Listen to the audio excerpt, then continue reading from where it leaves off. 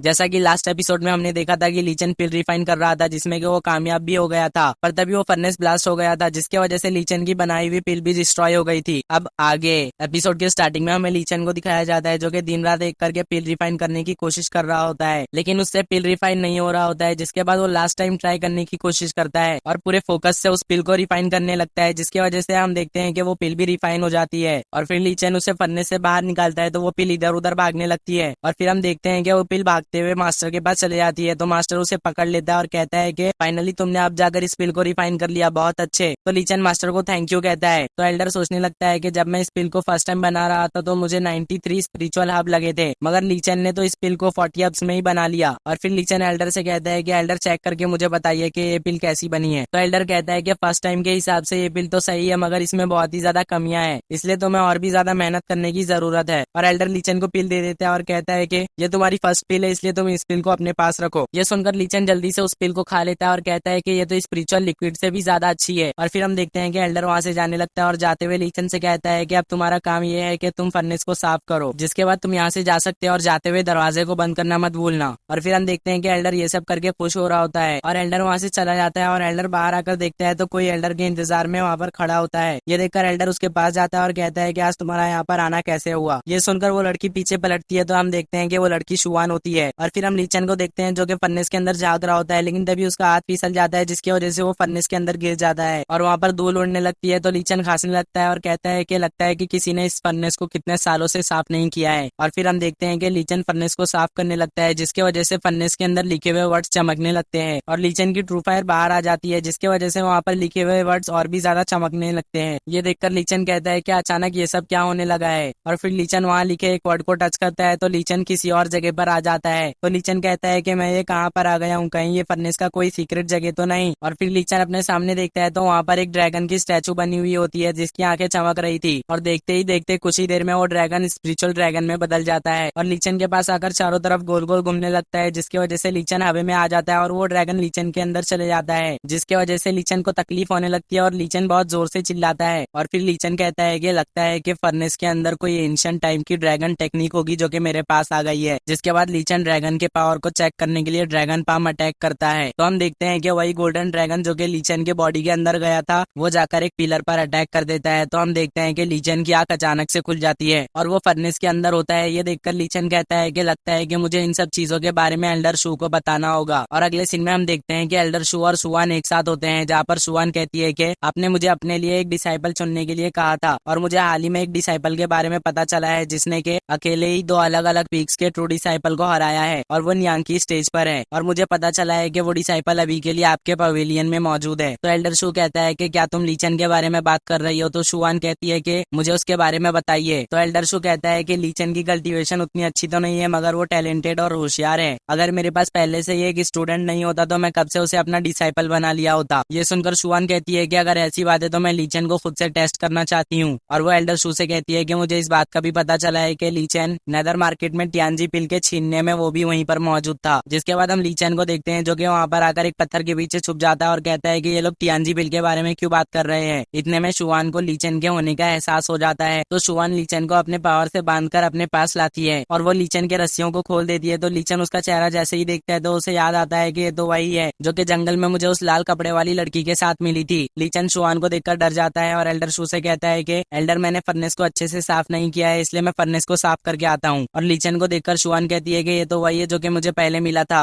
और ये अभी भी पहले के जैसे हरकत कर रहा है। और लिंगर जब से नेदर मार्केट से वापस आई है उसने कल्टीवेशन करना बंद कर दिया है, इसलिए मुझे लगता है कि लिंगर और इसका कुछ ना कुछ तो कनेक्शन है। शायद मुझे इसके बारे में इससे कुछ पता चल जाए। और वो लीचन को यहीं पर रुकने के लिए कहती है। तो लीचन वहीं पर रुक जाता है और कहता है कि एल्डर क्या आपको मुझसे कोई हेल्प चाहिए। तो वो कहती है कि लीचन क्या तुम मेरा डिसाइपल बनना चाहोगे। और इसी के साथ ही ये एपिसोड यहीं पर एंड होता है।